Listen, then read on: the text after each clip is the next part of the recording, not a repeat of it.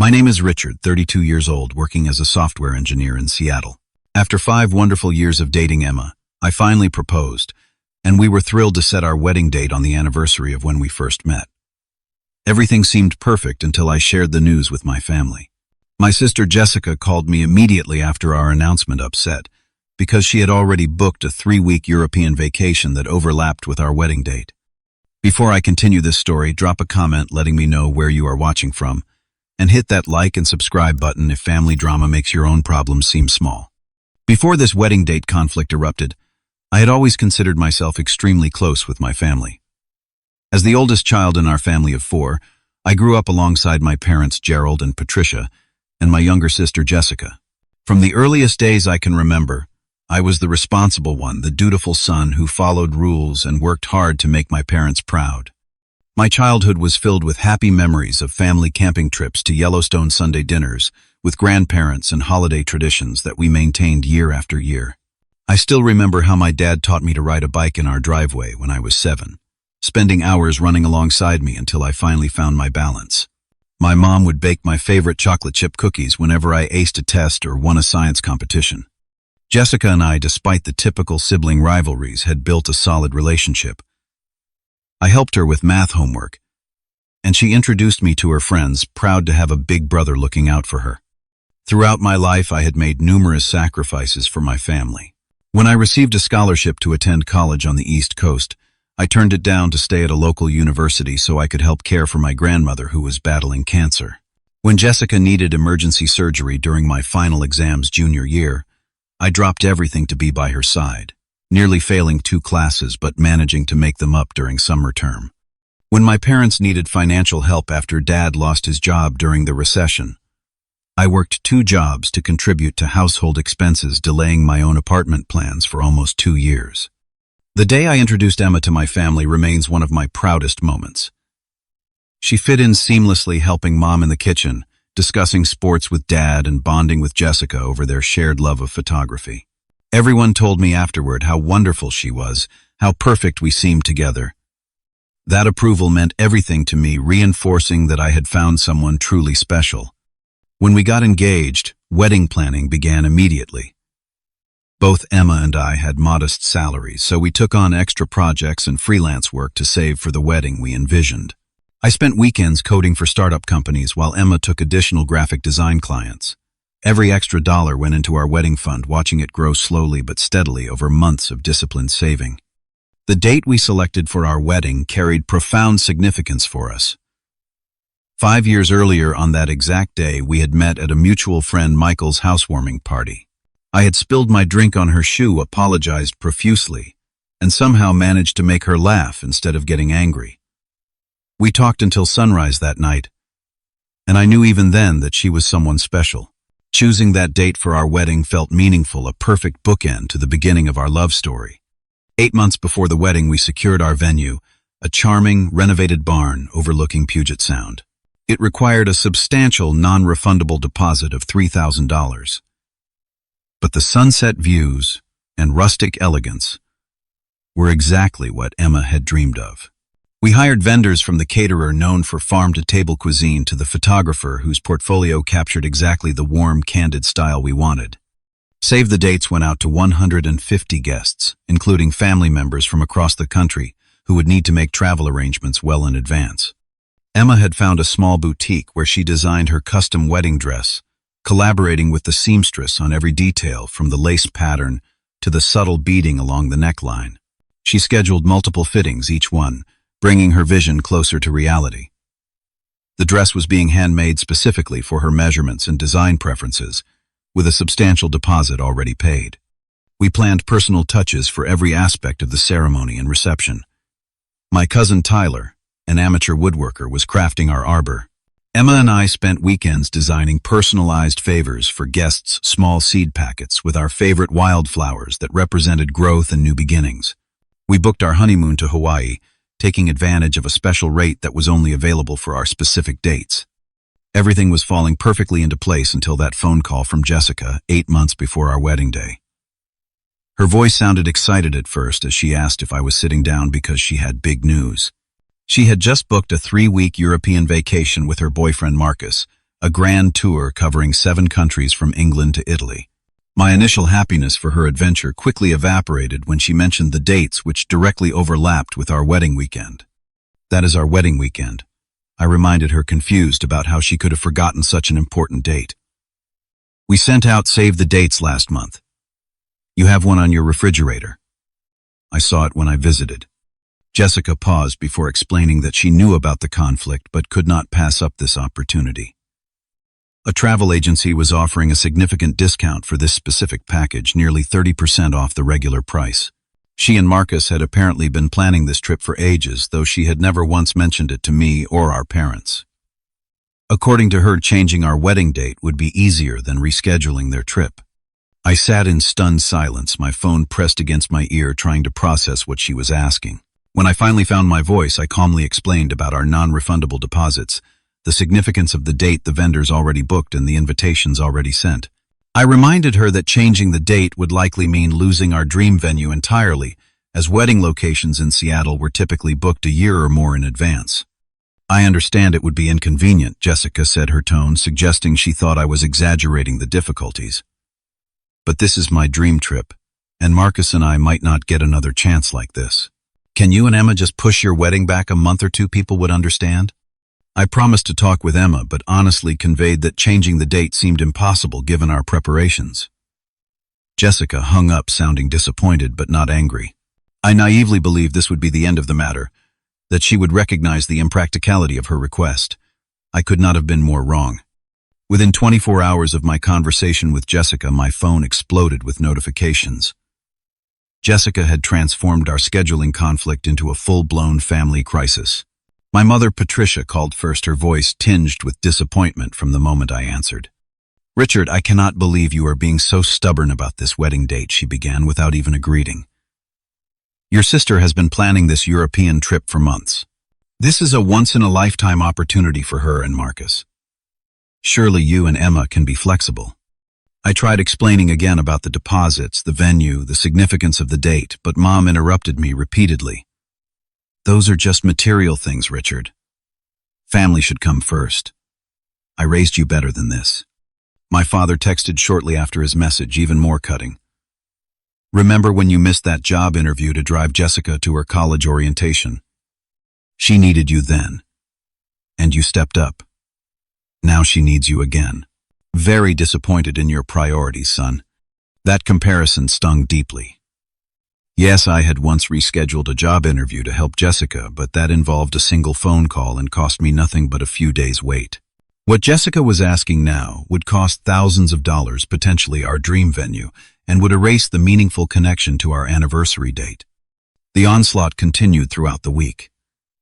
Aunt Deborah called to express her concern about family unity. Uncle Robert texted, asking if there was trouble in paradise. That was making me act out. Cousin Melissa, who I had only spoken to twice in the past year, suddenly had strong opinions about my selfishness.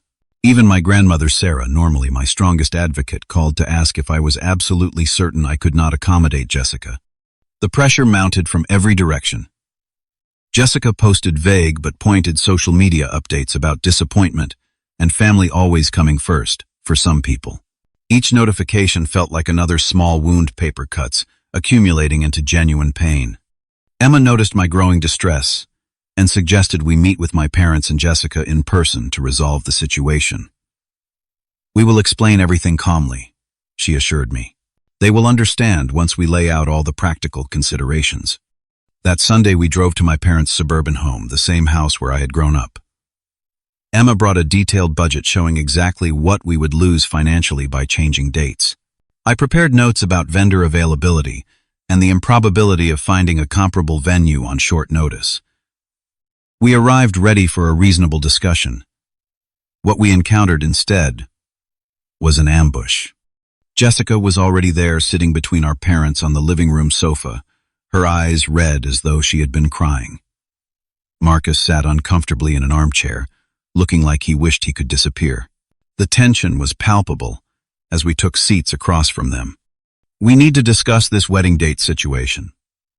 My father began formally, as though conducting a business meeting rather than a family discussion. Jessica jumped in immediately, describing her European tour in rapturous detail, emphasizing phrases like dream trip, perfect timing, and once-in-a-lifetime opportunity. She explained how she and Marcus had been saving for this specific guided tour for over a year, though this was the first any of us had heard of these plans. According to Jessica, this particular tour package with its significant discount was only available during these specific dates, and changing would cost them thousands more if alternative dates were available at all. When Emma gently pointed out that we faced the same financial penalties and limitations, my mother waved her hand dismissively. But you two live here in Seattle. You can get married any time. Jessica and Marcus want to experience Europe while they are young. We sent out save the dates 8 months ago, I reminded them. Jessica knew our wedding date when she booked this trip. Jessica's face crumpled. I did not think you would be so rigid about it. I thought family would matter more to you than some random date. It is not random, Emma interjected, her voice quiet but firm. It is the anniversary of when we met. It means something to us. My father scoffed. Every day can be an anniversary if you want it to be.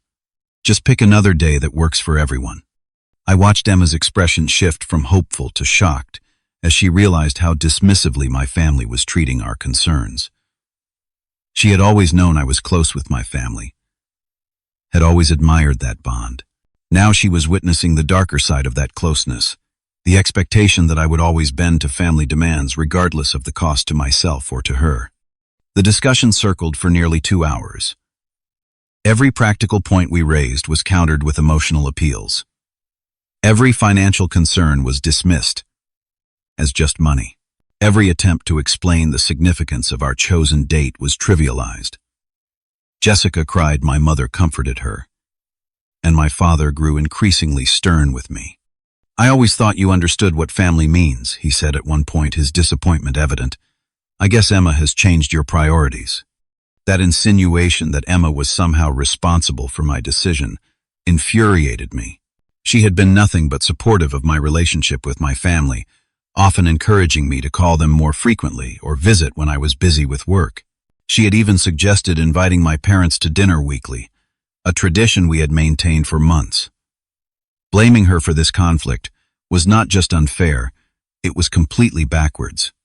As the afternoon wore on, the true ultimatum finally emerged. My mother, her arms still around Jessica's shoulders, looked directly at me and said, Richard, if you refuse to change your wedding date, we will not be attending. I cannot leave your sister to go on this trip alone, and I cannot ask her to miss this opportunity. The choice is yours. Jessica added tearfully. I cannot believe you would ruin my trip like this. I thought you cared about my happiness. My father nodded in solemn agreement. Sometimes in life, son, we have to decide what matters most. Right now you are showing us exactly where your priorities lie. The room fell silent. Emma reached for my hand, squeezing it gently. I looked around at these people I had loved my entire life, suddenly feeling like I was seeing strangers. They were asking me to sacrifice my wedding plans, thousands of dollars, and a date meaningful to Emma and me.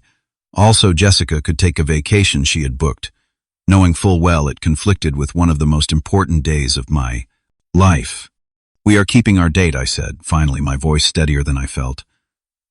I am sorry that creates a conflict, but we have been planning this for months. The invitations are sent. The deposits are paid. The date matters to us. My mother's face hardened. Then I guess we will not be there. Jessica began crying again, turning her face into our mother's shoulder. Marcus studied the carpet, clearly uncomfortable. My father stood, indicating the conversation was over. You should leave now, he said. Think about what matters to you, Richard. Really think about it. Emma and I walked out to our car in silence, both stunned by what had just transpired. As I started the engine, Emma placed her hand on my arm. We can change the date if you need to, she whispered, though I could see the pain in her eyes at the suggestion. I covered her hand with mine. No, I said firmly. We are getting married on our date. If they choose not to come, that is their decision, not ours. As we drove away from my childhood home, I felt simultaneously hollowed out and resolute. I had made my choice. Now, I would have to live with the consequences. The week following that disastrous family meeting unfolded like a slow-motion nightmare. I called my parents every day, leaving voicemails that started confident but grew increasingly desperate. "Mom, can we please talk about this?" rationally became, "Dad, please just call me back, and finally, I miss you guys. Please do not do this." No one returned my calls. My text messages showed as delivered but remained unanswered. I even sent emails with detailed explanations of why changing our date would be so difficult, including spreadsheets of financial losses and screenshots of vendor contracts. These digital pleas disappeared into the same void of silence. Meanwhile, Jessica posted daily updates about her upcoming European adventure on Instagram and Facebook. Each cheerful post about Parisian cafes and Roman ruins felt like a deliberate twist of the knife. Comments from family members accumulated under these posts, everyone expressing excitement for her trip with pointed omissions of any mention of my wedding. It was as though the entire family had collectively decided that Jessica's vacation plans automatically took precedence over my marriage. The practical aspects of wedding planning continued, now shadowed by grief. Emma and I met with our venue coordinator to finalize details. When she asked about family seating arrangements, I had to explain that my immediate family might not attend. Her sympathetic look only deepened my embarrassment. Similar conversations followed with our photographer, our caterer, and our officiant. Each time I had to acknowledge the family-shaped hole in our wedding plans, the reality of the situation cut deeper. Emma proved to be my unwavering rock throughout this period. She never once suggested that we should give in to my family's demands, but she also never spoke ill of them. Instead, she focused on supporting me through the emotional turbulence. She would hold me during moments when grief suddenly overwhelmed me, listening without judgment, as I cycled through anger, sadness, and confusion. "Whatever happens," she assured me repeatedly, "we will face it together." That is what marriage is about. Her family, by contrast, was appalled by my relatives' behavior. Emma's parents, Robert and Claire, called to explicitly affirm their support. "A wedding date is not something to be casually changed," her father said gruffly. "Your sister should have checked with you before booking her trip." Emma's brothers offered to stand in for any family roles traditionally filled by my relatives. Their kindness was a balm, though it also highlighted the painful absence of my own family's support. The most unexpected blow came 2 weeks after the family meeting, when my grandmother Sarah called. Throughout my life, she had been my greatest advocate and confidant. When I struggled with school bullies in 6th grade, Grandma Sarah taught me about quiet strength and dignity. When I worried about college applications, she helped me craft essays that genuinely reflected who I was. She had been the first person I called after meeting Emma, excitedly describing this amazing woman who laughed at my terrible jokes and challenged my thinking in the best possible ways. "Richard," my grandmother said, when I answered her call, her voice heavy with regret. "I need to tell you something difficult." My heart sank as she explained that she too would not be attending our wedding. Unlike my parents and sister, she at least offered an honest explanation. "Your mother is putting tremendous pressure on everyone in the family," she admitted. "She has made it clear that anyone who attends your wedding will be seen as taking sides against Jessica." "But that is ridiculous," I protested. "This is not about taking sides. This is about attending my wedding." "I know that, dear one," she sighed. "But at my age, I cannot handle being ostracized from the family. Your grandfather's health is declining, and I need their support right now. I am so sorry." I remembered all the times Grandma Sarah had stood up for me throughout my life, her fierce protection and unwavering belief in me. Now, when it mattered most, even she was backing down under family pressure. That night, after hanging up with her, I experienced my first panic attack, gasping for breath on our bathroom floor, while Emma frantically Googled symptoms, terrified I was having a heart attack. Sleep became elusive. I would lie awake, rehashing conversations, imagining what I could have said differently, wondering if there was still a way to fix things without surrendering our wedding plans. During the day, I functioned on autopilot. At work, my performance noticeably suffering. My boss pulled me aside to ask if everything was all right, concerned by my uncharacteristic distraction and diminished output. I gave her a vague explanation about family stress and promised to improve. 3 weeks after the family meeting, a formal letter arrived in our mailbox. The envelope bore my parents' return address, written in my mother's distinctive handwriting. For a moment, hope flared in my chest. Perhaps this was an apology, a reconsideration, an olive branch. Instead, the letter inside delivered the final blow. On cream-colored stationery, my parents had written a formal declaration that they would not be attending our wedding. The language was stiff and impersonal, as though addressing a business associate rather than their son. "We regret to inform you that we must decline your invitation," the letter stated. "Your unwillingness to accommodate family needs has made it impossible for us to support this union. We hope you understand that actions have consequences, and your choice to prioritize a specific date over your sister's happiness reflects poorly on the values we thought we had instilled in you." The letter continued with veiled warnings about long-term damage to family relationships and expressed deep concern about how Emma was influencing my decision-making. It concluded with a statement that they would always love me but were profoundly disappointed by my choices. That evening, I read the letter aloud to Emma, my voice breaking several times. When I finished, we sat in silence on our couch, her arms around me, both of us crying quietly. The finality of it was overwhelming. My family would not be at our wedding. The people who had raised me, shaped me, and supposedly loved me unconditionally had drawn a line and placed me on the other side of it. "What should we do?" Emma whispered, her cheek pressed against my shoulder. I took a deep, shuddering breath. "We get married," I answered. "On our date, in our venue surrounded by people who actually want to be there. And we start our own family, one that knows the difference between love and control." Emma nodded against my shoulder, and I felt her tears dampen my shirt. Despite my confident words, I knew we were both wondering the same thing. How does one celebrate what should be the happiest day of their lives with this kind of shadow hanging over it? Our wedding day arrived with perfect Pacific Northwest weather, sunshine breaking through morning clouds to create that ethereal light photographers dream about. I stood in a small room at the venue, adjusting my tie for the 10th time, trying not to look at the empty chair where my father should have been helping me with my cufflinks. My best friend Michael stepped in, straightening my boutonniere and offering a flask of whiskey. "Just enough to steady the nerves," he said with a sympathetic smile.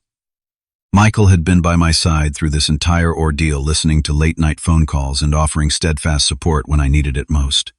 As I walked into the ceremony space, the absence of my family struck me physically like a punch to the chest. The first 3 rows on my side of the aisle, reserved for immediate family, sat conspicuously empty. Emma's parents had thoughtfully arranged for their extended family and friends to distribute themselves evenly throughout both sides, but nothing could disguise those vacant front row seats. My colleagues from work had shown up in force, filling a section in the middle. My friend group occupied another. Various cousins and distant relatives who had defied my parents' unofficial boycott were scattered throughout, looking somewhat uncomfortable but determined to support us. Still, the gap where my parents, sister, and grandmother should have been yawned like an open wound. When the music began, and I took my place at the altar, I forced myself to focus on the positive. We were surrounded by people who had chosen to be here, who had prioritized our happiness over family politics.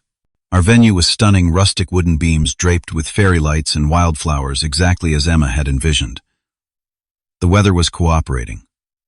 The photographer was capturing everything, and in moments, I would see my bride. The first glimpse of Emma in her wedding dress momentarily erased all other thoughts. She was radiant, her custom gown catching the light as she moved down the aisle on her father's arm. Her smile, though tinged with awareness of what was missing for me, shone with genuine joy. In that moment, watching her approach, I knew with absolute certainty that we had made the right decision. When it came time for our vows, I had made a last-minute change to mine. The original version had included references to joining our families together, phrases that now felt hollow given the circumstances. Instead, I spoke directly to Emma about the family we would create together. "Emma, today I promise not just to be your husband, but to be your family," I said, my voice surprisingly steady, despite the emotion welling in my chest. "I promise to build with you a home where love is never conditional, where support is never withdrawn as punishment, and where we stand together through whatever challenges life brings." What I have learned through these past months is that family is not just about blood relation, but about who shows up for you when it matters most.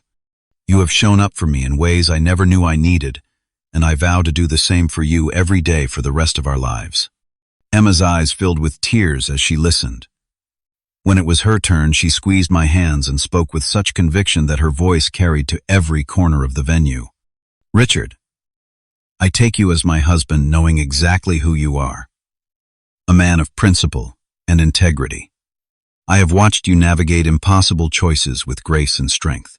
I promise to stand beside you through celebrations and challenges, to build our family on mutual respect and unconditional love, and to never take for granted the gift of your steadfast heart. Whatever storms come our way, we will weather them together." The exchange of rings felt particularly poignant without my father there to hand me Emma's band or my mother to witness our official union. Michael stepped in as my impromptu best man, presenting the rings on cue. Emma's sister served as maid of honor, her supportive smile, a bittersweet reminder of the sibling relationship I had apparently lost. When our officiant pronounced us husband and wife, the assembled guests erupted in cheers and applause that seemed especially enthusiastic, as though everyone present was determined to fill the room with enough joy to compensate for the missing family members. As we walked back down the aisle together, now married, I held my head high, refusing to let the empty seats diminish this moment. The reception, held in the same venue's adjacent barn structure, had required some last-minute adjustments. The father-daughter dance remained, with Emma and her dad swaying to their chosen song, while I watched with genuine happiness for their bond. But the traditional mother-son dance had been removed from the program entirely. The parent toasts were replaced with speeches from our closest friends. Michael delivered what would have been my father's toast, speaking about our friendship and his admiration for how Emma and I had handled adversity. "True character," he said, raising his glass, "is revealed not when everything goes according to plan, but when life throws impossible choices at you. Richard and Emma have shown us all what integrity looks like, and their marriage begins on the strongest possible foundation because of it." Emma's college roommate Sarah, sensing the need for levity, organized an impromptu game that had everyone laughing within minutes. Friends shared embarrassing stories about both of us, cocktails flowed freely, and the dance floor stayed packed all night. My colleagues presented a surprise video compilation of well wishes from various people at our company, many of whom I had not even invited but who wanted to express their support.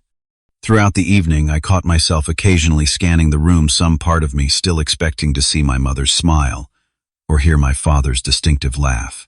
Each time, the renewed realization of their absence stung afresh.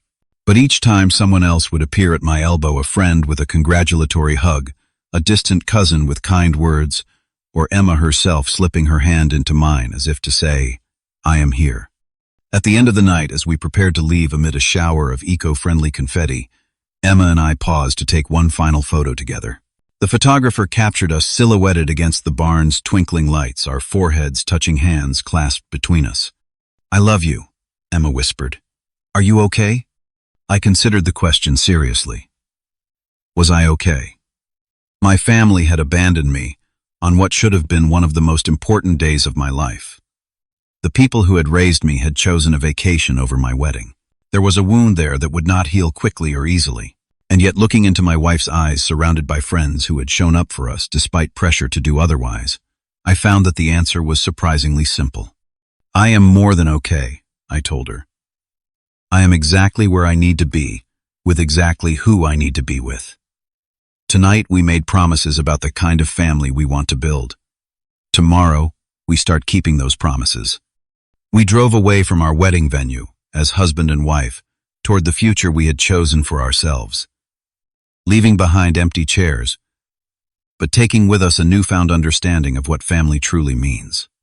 Our honeymoon in Hawaii provided a welcome respite from the family drama that had overshadowed our wedding planning. For 7 days, we lost ourselves in tropical beauty, hiking to hidden waterfalls, snorkeling in crystal-clear lagoons, and watching spectacular sunsets from our beachfront balcony. We made a pact to focus on each other and our future, temporarily setting aside the pain of my family's absence. But even in paradise, the silence from my family cast occasional shadows. Each morning, I found myself instinctively checking my phone, hoping for a congratulatory text message or missed call that never came. My social media remained eerily quiet, with no family comments on our honeymoon photos, despite numerous posts from friends expressing joy for our new chapter together. One evening, Emma found me sitting alone on the beach long after sunset, staring out at the darkened ocean. She silently sat beside me, wrapping a towel around both our shoulders against the cooling night air. "Want to talk about it?" she asked gently. I sighed, leaning into her warmth. "I keep thinking they will come around, that Mom will call or Dad will send a message or even Jessica will realize how extreme this all is. I never imagined they would actually follow through with cutting me off completely." Emma was quiet for a moment before responding. "I think that is what makes it so painful. You never would have done this to them. You cannot imagine maintaining this kind of silence, because it is not who you are." "Do you think I made the wrong choice?" I asked, voicing the doubt that occasionally still plagued me. "No," she answered without hesitation. "We made the only choice that respected ourselves and our relationship. If we had given in to that ultimatum, we would have set a precedent for them controlling our lives forever. Sometimes standing your ground is the hardest thing and the right thing at the same time." That conversation marked a turning point in my grieving process. Emma had articulated something I had been struggling to accept, that the problem was not my decision, but my family's disproportionate reaction to it. We returned from our honeymoon with a renewed commitment to building our life together, regardless of who chose to be part of it. The first 6 months of marriage brought a series of painful firsts, each one highlighting my family's continued absence. My birthday in September passed without the traditional call from my mother, who had never missed wishing me happy birthday in 32 years. Instead, Emma organized a surprise dinner with friends, each of whom brought a small gift and a card filled with memories and good wishes. Their kindness nearly brought me to tears. Thanksgiving proved especially difficult. For as long as I could remember, the holiday had centered around my mother's meticulous preparation and my father's ceremonial carving of the turkey. This year, we accepted an invitation to join Emma's family, who went out of their way to incorporate some of my family traditions, including my grandmother's cranberry sauce recipe that Emma had requested from me weeks earlier. Watching her parents interact with their children with such obvious love and respect made the contrast with my own family situation even more stark. Christmas brought another wave of grief. No package arrived containing my mother's handmade ornament, a tradition she had maintained since my first Christmas. No invitation came for the annual Christmas Eve gathering where my father read "The Night Before Christmas," regardless of how old the children had grown. Instead, Emma and I decorated our first tree together, starting new traditions with ornaments we selected to represent our year.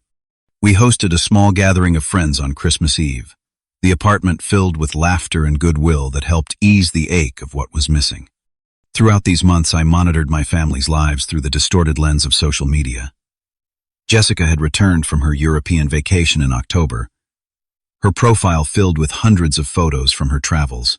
She and Marcus appeared in scenic locations throughout the continent, always smiling, often accompanied by captions about best decision ever and living with no regrets. My parents appeared in some of these photos, confirming that they had indeed joined her for at least part of the trip that had been deemed more important than my wedding.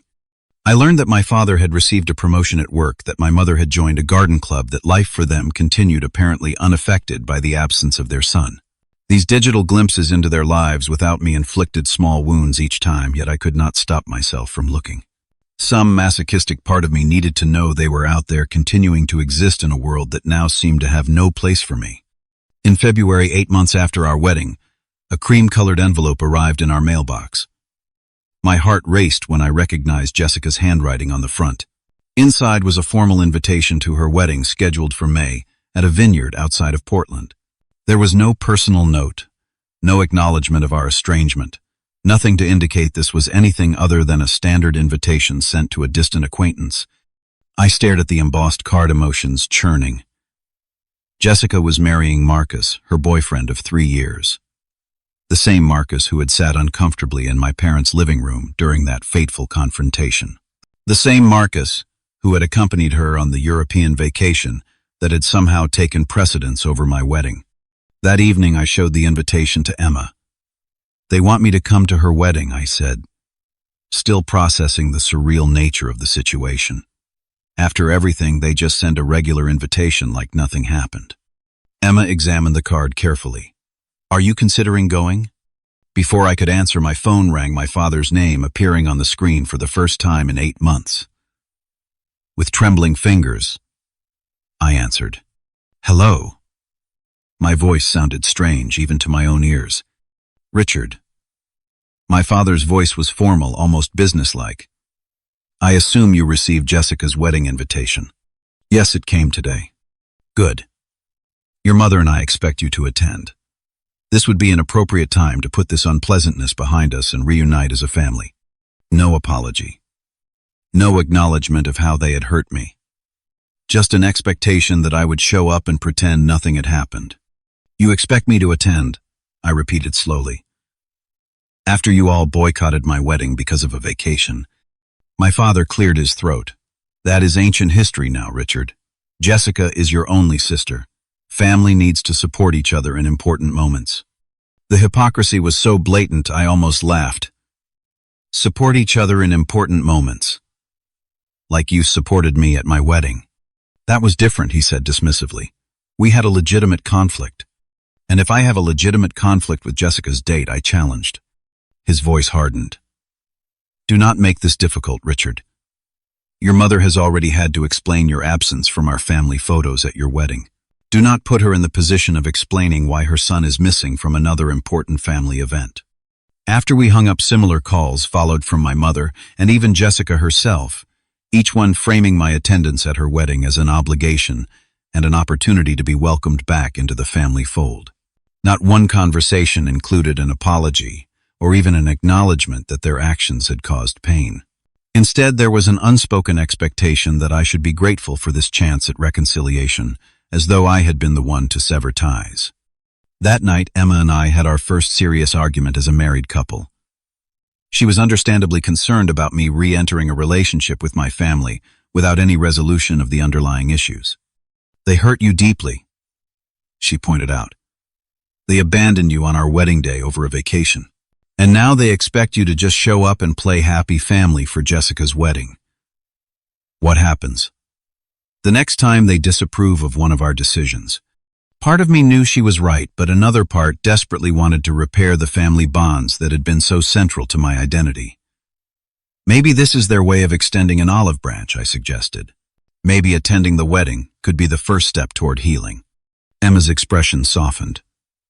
I want that for you. I really do. But healing requires acknowledgement of the wound. They are acting like you should just forget what happened. Our discussion continued late into the night, weighing the desire for family reconciliation against the need for self-respect and healthy boundaries. By morning, we still had not reached a decision, but we had reaffirmed our commitment to face this challenge together, whatever we decided. The weeks following Jessica's wedding invitation became a period of intense self-reflection. I found myself lying awake at night, mentally rehearsing scenarios for her wedding day. Would my parents act as though nothing had happened? Would Jessica expect me to deliver a heartfelt toast, celebrating her relationship after she had deliberately undermined mine? Could I sit through a father-daughter dance, knowing my father had refused to attend my wedding? During one particularly sleepless night, Emma found me in our living room at 3 a.m, staring blankly at the dark television screen. Talk to me, she said, curling up beside me on the couch. I keep thinking about what attending would actually feel like, I admitted. Smiling for photos with people who abandoned us on our wedding day. Pretending everything is fine when it is not. I do not know if I can do that without losing something important inside myself. The next day, I called my friend Michael, who had stood by me throughout this entire ordeal. Over lunch at our favorite burger place, I laid out the situation and asked for his perspective. Honestly, Michael said after listening carefully, it sounds like they are asking you to accept that their priorities matter and yours do not. Jessica's vacation was important enough for them to skip your wedding, but your feelings are not important enough for you to skip hers. Put that way, the double standard was impossible to ignore. Still, family relationships are complex, and I wanted to be certain I was not making a decision based purely on hurt or vengeance. I scheduled an appointment with Dr. Levine, a therapist Emma had encouraged me to see after the wedding. Dr. Levine listened to my description of the situation, occasionally asking clarifying questions. When I finished, she was quiet for a moment before responding.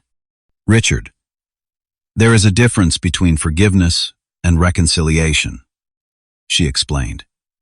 Forgiveness is something you do for yourself, releasing the anger so it does not consume you. Reconciliation requires mutual acknowledgement of harm and commitments to change. Based on what you have described, your family is seeking your presence without acknowledging how they hurt you or taking any responsibility for their actions. So you think I should not go, I asked. I think you need to decide what attending would mean to you and for you, she replied. Would it be an act of generosity from a place of strength? Or would it be an act of submission that diminishes your self-respect? Only you can answer that. As I continued to wrestle with this decision, I realized there was one family member whose perspective I valued above all others. My grandmother Sarah had always been my moral compass, even though she had ultimately chosen not to attend my wedding. I called and asked if we could meet for coffee, just the two of us. We met at a small cafe halfway between our homes. Despite the months of separation, her familiar perfume and warm hug immediately transported me back to the comfort of childhood visits to her house. We exchanged pleasantries about her garden and my work before finally addressing the elephant in the room. I received Jessica's wedding invitation, I said. Grandma Sarah nodded slowly. I thought you might have called about that. Everyone is expecting you to attend. What do you think I should do? She stirred her tea thoughtfully before answering. I think you should know something first. Jessica booked that trip to Europe after your wedding date was announced. Not before. The revelation hit me like a physical blow. What? But she said they had been planning it for ages. They had been talking about going to Europe someday, yes. But the actual booking happened after your save the dates went out. I overheard her telling your mother that the dates were perfect because they would have an excuse to miss your wedding without seeming petty. I sat back, stunned by this information. Why would she want to miss my wedding? Grandma Sarah sighed heavily. Jessica has always struggled with sharing attention, Richard. Your wedding was going to be a major family event with you at the center. From what I could gather, she was upset that your engagement announcement and wedding planning was overshadowing her relationship with Marcus. The pieces suddenly clicked into place, all the times Jessica had seemed irritated when family conversations turned to wedding plans. Her pointed comments about whether Emma and I were rushing things, her visible annoyance when our mother had started collecting ideas for my wedding toast. What I had interpreted as normal sibling teasing had apparently been genuine resentment. So, the European vacation was never about a special discount or once-in-a-lifetime opportunity, I said slowly. It was about creating a conflict that would either force us to change our plans or give her an excuse not to attend. I believe so, my grandmother confirmed sadly. And once she convinced your parents to take her side, it became impossible for anyone to back down without admitting the whole thing had been unnecessary. This new understanding crystallized my decision.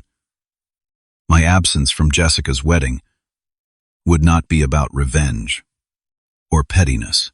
It would be about maintaining my dignity and self-respect in the face of deliberate manipulation. It would be about refusing to participate in a family dynamic that prioritized appearance over honesty and control over genuine support. Back home, I discussed everything with Emma, including the revelation about Jessica's true motivations. Together, we drafted a response to the wedding invitation, declining with genuine regret but firm resolve. Dear Jessica and Marcus, I wrote, while we appreciate the invitation to your wedding, Emma and I must respectfully decline. We wish you both happiness on your special day and in your marriage.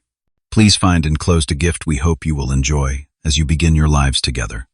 We selected a generous gift from their registry, a high-end stand mixer Jessica had been coveting, and arranged for delivery with a kind note.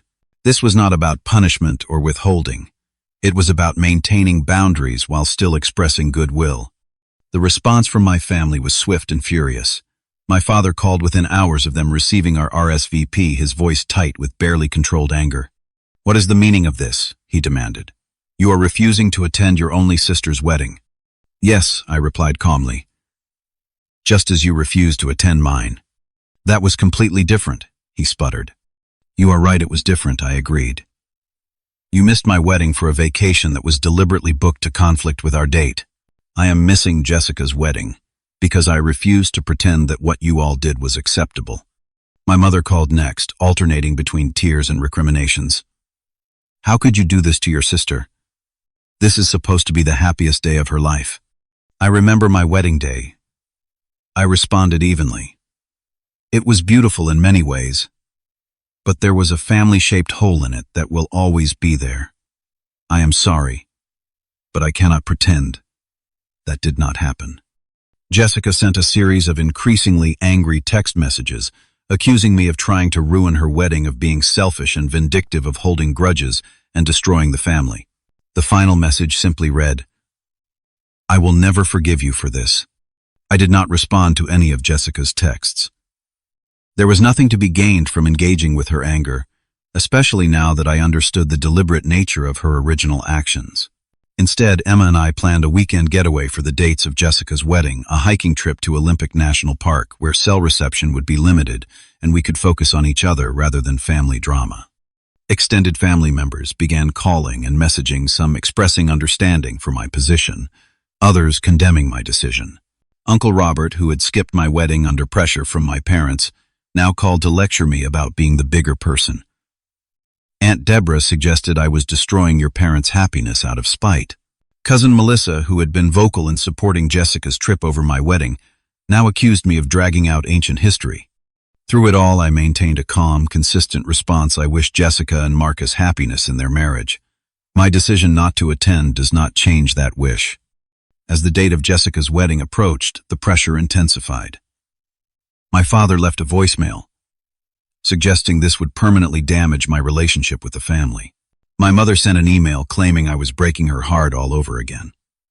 Jessica posted passive-aggressive social media updates about finding out who your real family is, and some people caring more about pride than love.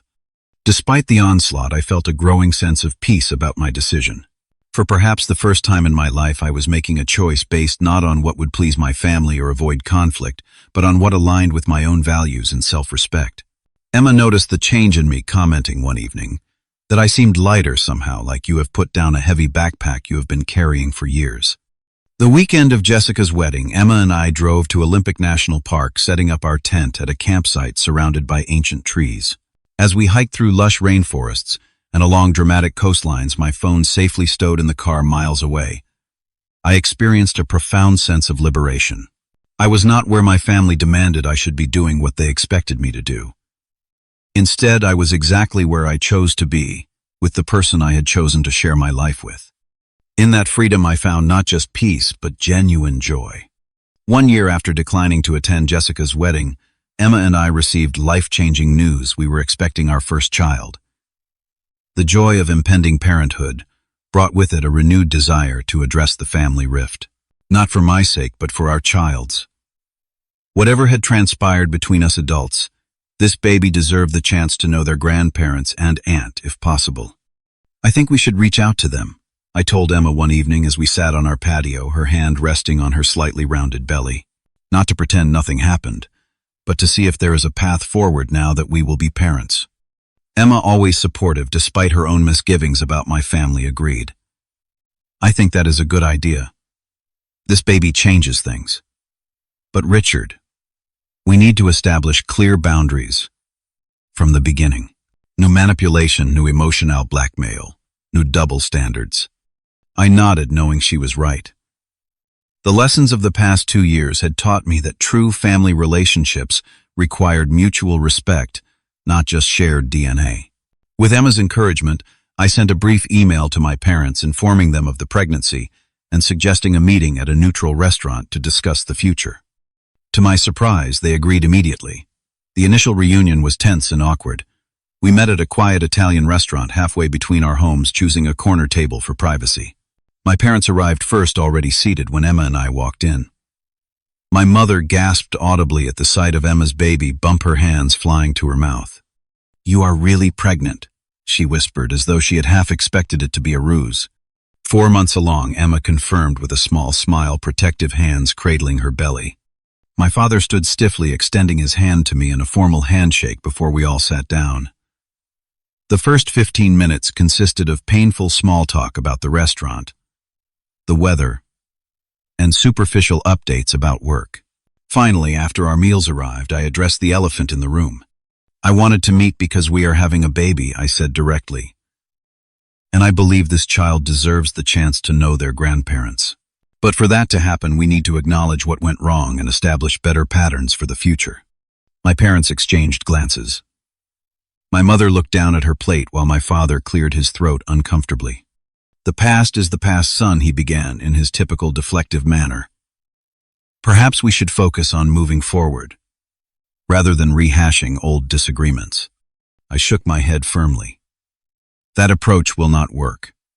The issues that divided us have not been resolved. They have just been ignored. If we try to build a relationship on that shaky foundation, we will end up right back where we started. My mother looked up, tears in her eyes. We missed you, she admitted quietly. Every day we missed you. But we did not know how to bridge the gap after everything that happened. You could have started with an apology, Emma suggested gently, acknowledging that boycotting our wedding over a vacation was hurtful and disproportionate. My father stiffened. We had our reasons, he began defensively, but my mother touched his arm. No, she is right, my mother interrupted. We handled it badly. All of it. We should have been at your wedding, Richard. I regret that decision every day when I look at our family photos and you are missing. It was the first genuine acknowledgement of wrongdoing I had heard from either of them. Not a complete apology, but a start. My father, seeing my mother's emotional response, seemed to deflate slightly. We thought you would give in, he admitted. We never actually expected to miss your wedding. When you held firm, we felt we had to follow through with our threat or lose face. By the time we realized what we had done, it felt too late to fix it. And then when you declined Jessica's wedding invitation, we were shocked, my mother added. We never thought you would actually do that. You established a precedent, I pointed out. You showed me that in our family it was acceptable to skip important life events when you disapproved of someone's choices. I simply followed the example you set. My father winced at the blunt assessment. For perhaps the first time I saw him truly consider the situation from my perspective. A long silence followed, broken, finally by the arrival of our server asking about dessert. The interruption lightened the mood slightly, giving everyone a moment to collect their thoughts. As we shared tiramisu and espresso, the conversation gradually shifted toward the future. My parents asked about the pregnancy, about our plans for the nursery, about names we were considering. Emma, despite her initial reservations, engaged warmly, sharing ultrasound photos and describing the baby's recent movements. Before we parted, I established clear expectations for moving forward. If you want to be part of our child's life, and part of our lives again, we need to agree on some basic principles. Mutual respect. No manipulation. No ultimatums. Equal consideration for everyone's needs and priorities. Can we agree on that? My parents nodded, my father reaching across the table to shake my hand again, this time with genuine emotion rather than formality. We can do better, he promised. We want to do better. 2 weeks later, Jessica reached out via text asking if we could meet for coffee. Our reunion was more difficult than the one with my parents. The wound between us ran deeper, complicated by the revelation of her deliberate scheduling conflict that Grandma Sarah had shared. I was jealous, Jessica finally admitted after several minutes of uncomfortable silence. You were getting married first, even though Marcus and I had been dating longer. Everyone was so excited about your wedding, and I felt overlooked. I did book that trip on purpose after I knew your date. It was childish and selfish. Her honesty surprised me. Thank you for acknowledging that, I said. It hurt more than I can express when my entire family chose a vacation over my wedding day. I know, she replied, looking down at her coffee cup. I did not think it through.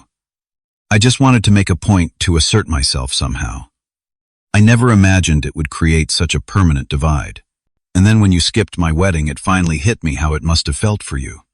That conversation marked the beginning of a slow healing process. Jessica and I began rebuilding our relationship one careful step at a time, establishing new patterns of interaction based on adult respect rather than childhood roles and rivalries. My grandmother Sarah was the first family member to visit after our daughter Lily was born. As I watched her cradle my newborn with tears of joy streaming down her face, I felt the circle of family expanding and renewing. My parents followed a few days later, tentative at first, but quickly captivated by their granddaughter. Even Jessica and Marcus came, bringing an enormous stuffed elephant and genuine congratulations. The healing was not instant or complete. Old patterns occasionally resurfaced, requiring firm but compassionate boundary setting. My mother sometimes slipped into her habit of comparing Jessica and me in ways that created unnecessary competition. My father occasionally made unilateral pronouncements about how we should raise Lily that needed gentle correction. Jessica sometimes tested boundaries with small manipulations that required direct addressing. But with each challenge, we grew stronger as individuals and as a family.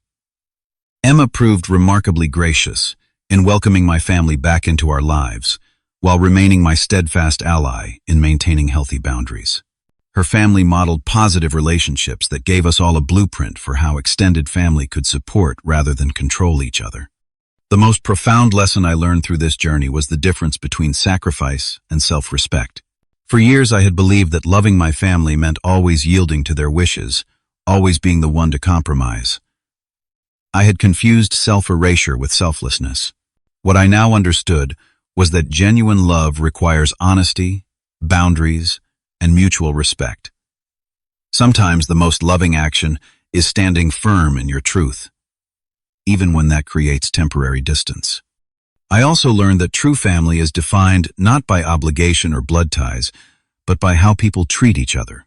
During the darkest period of estrangement from my biological family, friends like Michael and Emma's parents had shown me what family support actually looks like. They had created space for my pain without trying to fix it, offered guidance without imposing solutions, and loved me unconditionally without using that love as leverage to control my choices. As I watch Lily grow, I am committed to teaching her these lessons. She will know that love does not require perfect agreement. She will understand that healthy relationships involve both compromise and boundaries. She will learn that her worth is inherent, not dependent on compliance with others' expectations. And most importantly, she will experience a family where everyone's needs matter equally, where disappointment is expressed honestly but not weaponized, and where reconciliation follows conflict through genuine understanding rather than superficial peacekeeping. There are moments when the echoes of past pain still resonate. Certain family gatherings can trigger memories of that empty ceremony space on our wedding day. Occasional comments reveal that some wounds have scarred over rather than truly healed.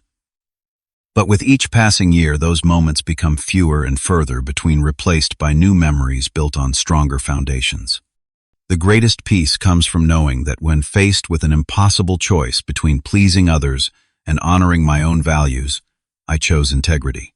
That choice, painful as it was, became the catalyst for transforming superficial family connections into authentic relationships built on mutual respect. In losing what I thought was family, I discovered what family truly should be. Have you ever had to set difficult boundaries with family members? What helped you stay strong when it felt easier to give in? Drop a comment below sharing your experience. And if this story resonated with you, please hit the like button. Subscribe to hear more stories about navigating complex family dynamics, and share with someone who might need to know they are not alone in these struggles. Thank you for listening to my journey, and remember, sometimes the hardest choices lead to the most meaningful growth.